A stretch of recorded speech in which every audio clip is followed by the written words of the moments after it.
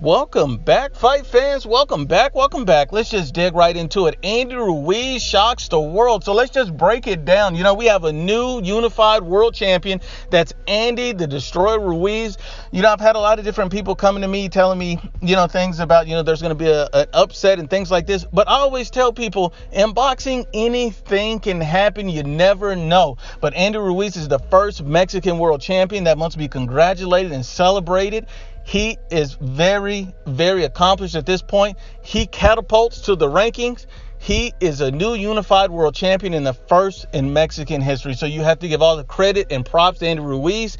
Basically stops Anthony Joshua, and you can give nothing but respects and props to that. And then on the other hand, with Anthony Joshua, he looked, befuddled, dumbfounded. Anthony Joshua hurt Ruiz early, dropped him with the hook, and he hurt him a few times with the hook. But it seems like every time Anthony Joshua went to go press the action, go for it, Andy Ruiz would answer back with 4, 5, 6 shots. And Anthony Joshua just didn't have the head movement. He was too stiff. He sat there and was unable to defend himself properly with the pressure that Andy Ruiz was applying. See, it always goes down to styles make fights, and you have nothing but respect for a champion like Andy Ruiz. And when you notice in the last round, Anthony Joshua spit out his mouthpiece when the referee was counting, and he got up and talked to his corner. At the end of the day, basically he was exhausted.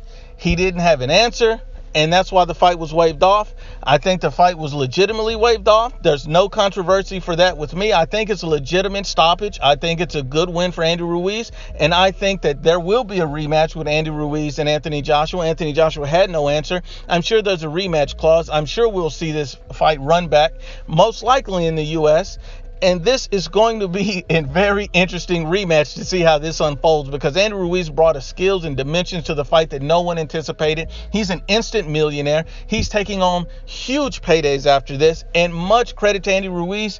I have nothing but props. Me, like most everybody else, thought that Anthony Joshua would come in here and stop Andy Ruiz, but you have to give credit where credit is due. At the end of the day, Anthony Joshua needs to start back over from the bottom, redeem himself, prove that he can overcome this style, because this style has been extremely difficult for Anthony Joshua to overcome. Andy Ruiz, fast hands was the key to this fight, and shots coming from all different angles that Anthony Joshua was just not prepared to defend. His head movement was exposed, his foot movement was exposed.